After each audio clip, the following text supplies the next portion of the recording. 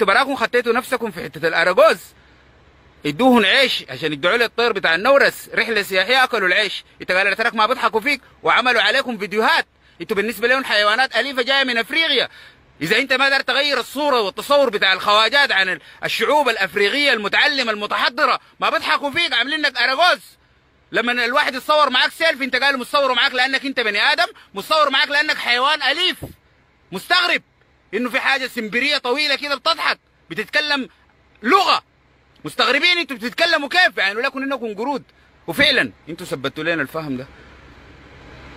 لما تطلع واحده صحفيه تقول يا اخي الناس متابعاني بمنظار، بيبي احنا ما متابعينك، انت صحفيه بتكتبي في الصحافه وبتجي في التلفزيون وعندك صفحه وانت شاعره واخذت جوائز وزوله مثيره للغط، والناس ما بيتكلموا حتى في حاجه كويسه انت بتعمليها، بيتكلموا في يعني كاتبه لهم، كاتبه لمدير الشركه الولد الصغير اريتك ولدي بطني تعقر وراك. ليه بطنك تعقر؟ ليه تعقر؟ ما تجيبي منه هو ذاته ولا تعقر ليه؟ وهو ذاته بالمناسبه القروش اللي جابك بيها دي عنده امكانيه يعمل لك رحم في ظهرك، تجيبي ولا تعقري؟ كيف انت قاعده قدام الزول ده وبتقولي في كلامك ده بيخليك تعقري شنو؟ لو 80 سنه بطريقتك دي وكلامك عن الزول ده وامكانياته الماليه، ده بيزرع لك رحم جوا ظهرك ذاته، كويس؟ امشي له امشي له. انت تعقري ليه؟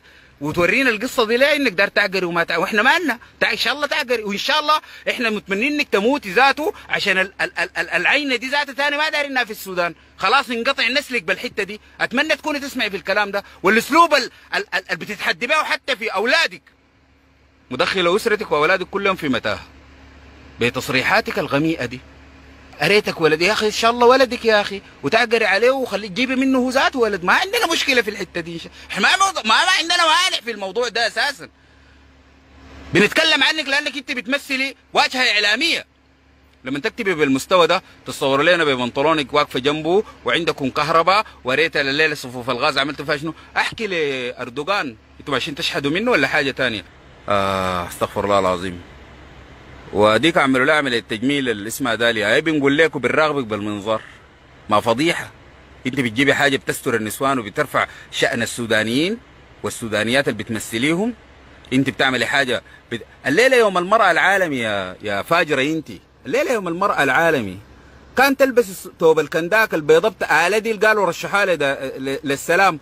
لو انت ما خديتي روحك محل الكنداكات الرجعوا البومبان كان تلبسي ثوب ابيض وتخطي حلق يا دالي عشان انا اوريك الفضيحه. انت ماشيه ليش شنو؟ لابسه لي بنطلون الرده بتاعك بجوا ظاهر يا اخي دي البسي. لو انت ومعاك الفنانات ديل يوم المراه كان رفعتوا اسم السودان والثوب السوداني اللي صوروه السنه اللي فاتت، لانه انتم ما صورتوه السنه اللي فاتت. السنه اللي فاتت يا اخي في واحدين رجال كده يا اخي من شده ما دارين يسهروا قربوا يلبسوا طوب ابيض السنه اللي فاتت عز الثوره. لو انتم متذكرين الثوره ومتذكرين يوم المراه العالمي يوم الثوب العالمي متذكرين لانكم ما لبستوه، كان تلبسوه يا دليل يا استي تنستري وترفعي مننا شويه ومن شاننا، لكن من الحاجه انت ما شايلاها. قاعده تاكلي كده زيك وزي البطريق. يا اخي العمليه بتاعتك دي الحوت ما عملها. طير النورس ده لما ينزل في المويه اي شيء بيطلعوا. والله شفت انت بتحضري ناشونال جيوغرافيك، الحوت بيجي يقبض طير النورس بيشيل السمكه وبيفتح، انت تاكلي اكله. دي الصوره اللي اتنقلت لك وفرحانه وتقول الناس قاصدينك في شنو يا زوله؟ موقف الركشات ده فيه كافتيريا تركيا، ما قاصدينك يا اخي، لكن كانت تتذكري لو ما تذكرتي دماء الشهداء وعلم السودان تلبسيه وكان تلبس الثوب الابيض، ولا انت ما مرة ولا شنو؟ عموما يا اخواننا بشكركم كلكم لانه مسكتكم كثير الليله، ربنا يحفظكم وذكر زي ما ذكروهم قولوا له اسمه مارس الابيض، ولو بيعرفوا هم مارس ولا بيعرفوا الابيض.